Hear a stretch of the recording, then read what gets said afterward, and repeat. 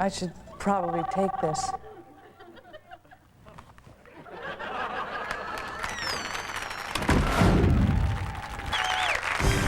Tonight on 60/40, the chaotic life and violent death of mobster Joey Clams. He was a beautiful person, really, underneath it all. For the first time on network television, his widow, Florence Clams, breaks her silence. Everybody was opposed to the marriage. My mother told me that if I married Joey, she'd shave her head and never speak to me again. So, it all worked out. Everybody said I was throwing my life away, but they didn't know Joey like I did. They were all blue with envy. He was a beautiful dancer, and he could crack his knuckles without bending his fingers. Everybody loved Joey. Well, not everybody. Joey Clams, geez, I love that bastard. Don't get me wrong, I'm glad he's dead. But he was, Joey, he was a straight shooter. I think he had a lot of personal hygiene problems, which personally I think made him testy. I got this big shoulder from where he would occasionally break my arm. No, I wouldn't say he was vicious.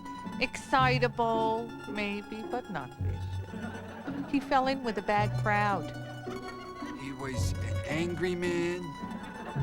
He was given to making flowery speeches. Tall. He was very tall.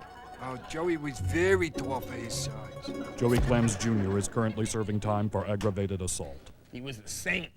He was a freaking saint. And he ruled with an iron fist, you know. If you crossed the old man, he'd crack your head like a weak old melon. Shirley Dines was Joey's mistress during the final years of his tumultuous life. Testing.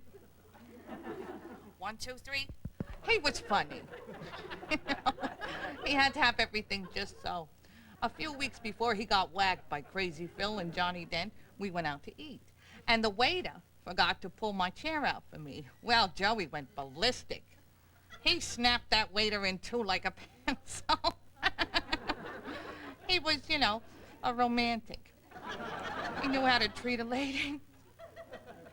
At Christmas time, he'd get dressed up like Santa Claus and shoot all the freaking bells off the tree. It drove Ma crazy, but it was like a tradition after a while, To this day, I hear some gunplay, and I think little town of Bethlehem. The night we allegedly whacked Joey, I had a very bad feeling in the pit of my stomach. It seemed wrong, because we worked for him for so long. Allegedly.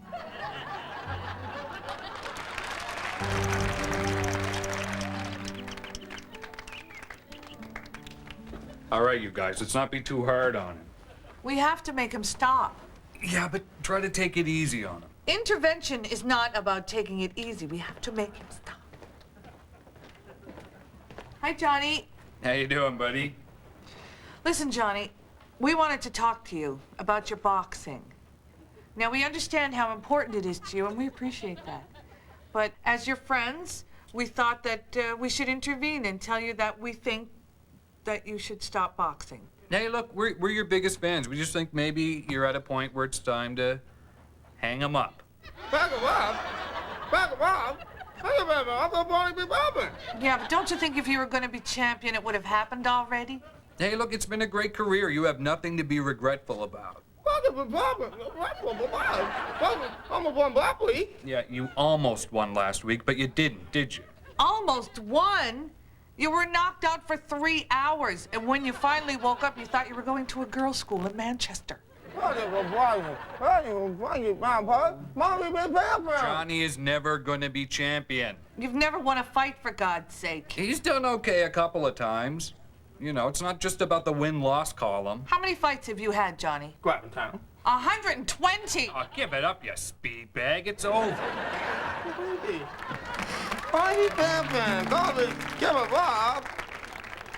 I'd like to find out who wrote the...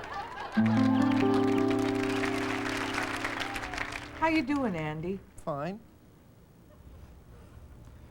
Yeah, listen, man, we want to have a chat with you because, we really care about you. Sure. How you feeling, Andy? Terrific. I'm going to the beach later. Yeah, well, see, now that's what we came over here to talk to you about. Yeah, because, you know, we really love you, and we thought we better say something. What the hell are you guys talking about? We think you're spending a little bit too much time at the beach. What? Look, just a little less sun, that's all we're saying. Yeah, perhaps you could do some indoor things. I guess. I mean, I always wear a tank top. Yeah, I'm the first to admit I like the beach, but I always use the sunblock and stuff, and like the other day I had the 14 on, and then I thought, well, maybe that's not enough, so I went with the 41. I took the 41, right? You know, as it stands now, I'm gonna hang out at the beach. I mean, people like me there.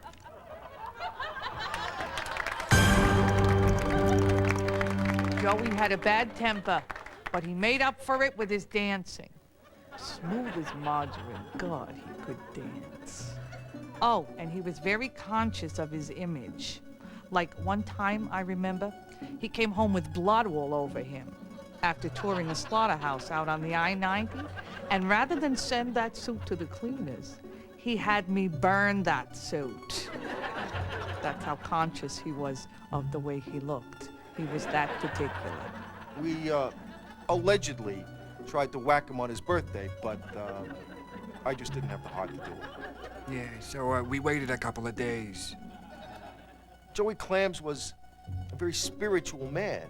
I mean, he didn't mince words. He spoke 4 languages, and 3 of those he made up himself.